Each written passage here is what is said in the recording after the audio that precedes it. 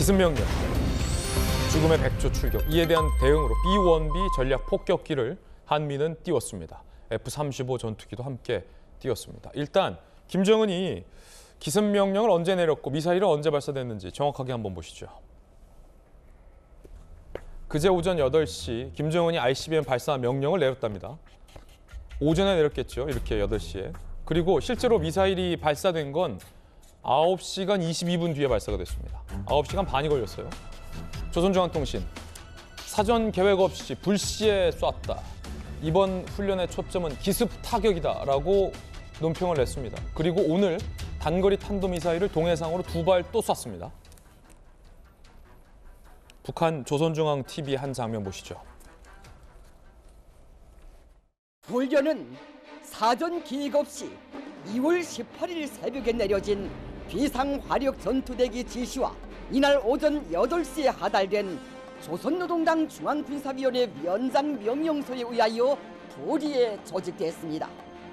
미사일은 최대 정점 고도 5,768.5km까지 상승하여 거리 989km를 4,015초간 비행하여 조선동해 공해상의 목표 수역을 정확히 타격했으며 강평에서 우를 맞았습니다. ICBM 미사일을 김정은이 기습적으로 쏘라라고 명령을 냈다는 겁니다. 그래서 발사가 됐고요.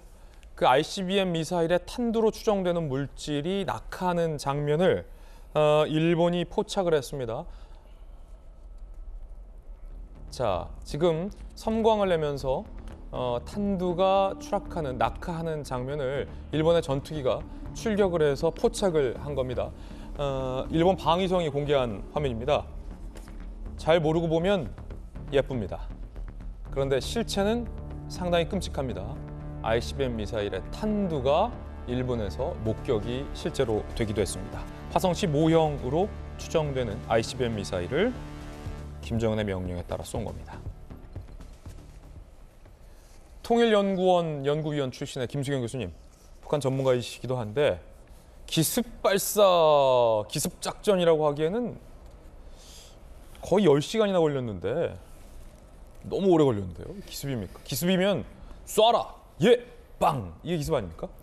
좀 늦긴 하죠. 늦긴 한데 그래도 이제 ICBM에 대해서 기습 발사를 명령한 건 처음이기 때문에 그동안은 주로 단거리 탄도미사일 같은 경우에는 기습을 강조했거든요. 그런데 이렇게 대륙간 탄도미사일에 대해서 기습 발사를 명령한 거는 처음이라서 어쨌든 좀 우리가 주목해서 지켜봐야 될 필요가 있다는 생각이 그럼 들고. 9시간 넘게 걸린 이유는 뭐라고 분석되고 있습니까? 뭐 어쨌든 이게 고체 연료는 아니거든요. 액체 연료이기 때문에 액체 연료를 주입하는 시간도 걸릴 것이고 뭐 여러 가지 처음 있는 일이라서 시간이 좀 오래 걸렸는데 아마 이것도 반복하게 되면 점점 줄어들 테고 또 얼마 전에 건군절 열병식에 이제 고체 연료로 추정되는 ICBM이 나왔기 때문에 만약에 이제 앞으로 고체 연료를 사용하는 어떤 ICBM을 시험 발사할 경우에는 훨씬 그 시간이 짧아질 수 있어서 어떻게 보면 북한으로서는 굉장히 그 회심의 카드, 위력적이지 이렇게 보여줄 수 있는 그러한 조치가 아니었나 싶은 생각이 들고요. 최근에 이제 북한에서 미사일 총국이라는 것을 신설을 했잖아요. 미사일 총국을 신설했다. 네, 미사일 총국을 신설해서 어쨌든 이런 식의 위협과 도발을 계속 강조하고 있는 상황입니다. 지금 우리가 이제 한미 확장 억제 훈련도 앞두고 있고 또 연합 훈련도 앞두고 있기 때문에 그런 상황 속에서 북한이 좀 도발을 하고 우리를 긴장시키기 위해서 그리고 그거에 대해서 반대한다라는 입장을 보여주기 위해서 이러한 지금 도발을 하고 있는 게 아닌가 분석이 되고 있습니다. 예, 원래 국방부 출입기자 출신으로 좀 첨언을 하자면 액체 연료를 주입하는데 시간이 걸립니다. 그리고 액체 연료를 주입하는 동안 한미 정보 당국이 다 관측이 가능합니다. 그래서 북한에서는 기습이라고 주장을 하고 있습니다만 전혀 기습적이지 못한 측면도 있습니다. 김여정이 조금 전에 추가적으로 입장을 냈습니다. 우리 분석, 우리 쪽의 언론 보도를 김여정이 본 것 같아요. 그러면서 이렇게 얘기했습니다.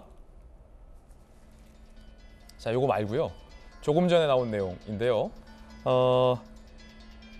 이 기회에 한 가지를 공개한다면 당일 발령된 발사 관련 명령서에서는 오전 중 발사장 주변을 철저히 봉쇄하고 인원과 장비들을 대피시키며 안전 대책을 강구하느라 시간이 걸렸다라고 김여정이 해명 아닌 해명도 했습니다. 그리고 이렇게 막말 담아도 내놨습니다. 삐칠 때 안 삐칠 때 못 가리면 화를 자초할 것이다.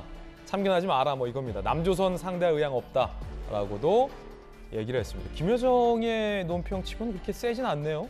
하도 센 걸 많이 해서 이런 논평도 냈다라고 하고요.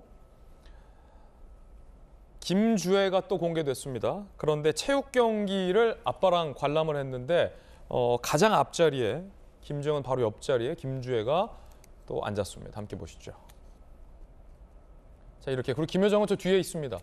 뭐 일각에서는 4대 셋에 김주애를 확정됐다 뭐 이런 말도 안 되는 보도도 제가 봤습니다만 뭐 당연한 거 아니겠어요. 당연히 백두혈통의 자녀들이 앞자리에 앉고 동생인 김여정은 좀 이렇게 한 발 물러서서 가는 게 그게 김여정의 위치 아니겠습니까? 김수현 교수님.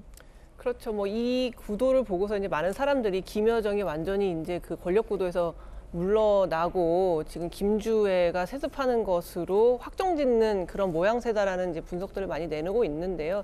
사실 또 어떻게 보면은 지금 김주애라는 아주 어린 여자아이의 경우에 굉장히 뭐 좀 희한한 장면이긴 하지만 뭐 대형 ICBM 앞에서 아빠와 손을 잡고 다정하게 부녀 관계를 보여주는 이러한 좀 기괴한 장면이긴 하지만 어쨌든 굉장히 사랑스럽고 귀여운 부분이 있잖아요. 그런데 또 일각에서는 뭔가 세습의 어떤 대물림을 받을 영도자가 될 사람으로서의 모양새는 아니라는 거예요. 만약에 김주애에게 정말 세습을 할 모양새라면 훨씬 더 절제되고 절도 있는 모습을 보일 텐데 저렇게 아빠랑 다정하게 손잡고 아빠 얼굴에 손 만지고 이런 모습으로 그리진 않을 것이다. 그래서 이렇게 김주애가 확정적으로 김정은으로부터 후계 구도를 물려받을 것이라는 해석도 좀 너무 지나칠 수 있다라는 분석도 일각에서는 제기되고 있는 상황입니다. 예. 자, 그래서 한미는 이 대응 성격으로 죽음의 백주라 불리는 랜서 B-1B 전략 폭격기를 띄웠습니다. 이게 정말 무서운 겁니다. 북한 입장에선. 북한 도발 다음 날 한반도 상공에서 한미연합 대응이 미국의 전략 폭격기 B-1B 폭격기를 추격시켰습니다. 괌에서 한반도를 2시간 만에 주파합니다. 이런 게 기습이죠. 폭탄은 60톤까지 탑재가 가능하고요. 죽음의 백주라고 불리며 김정은이 두려워하는 무기 중에 하나입니다. 그리고 김정은이 두려워하는 F-35 스텔스기도 함께 옆에서 편대 비행을 했습니다. 김정은 입장에서는 상당히 위협적인 한미 전략의 전개라고 볼 수 있겠습니다. 세 번째 이슈 전해드렸습니다.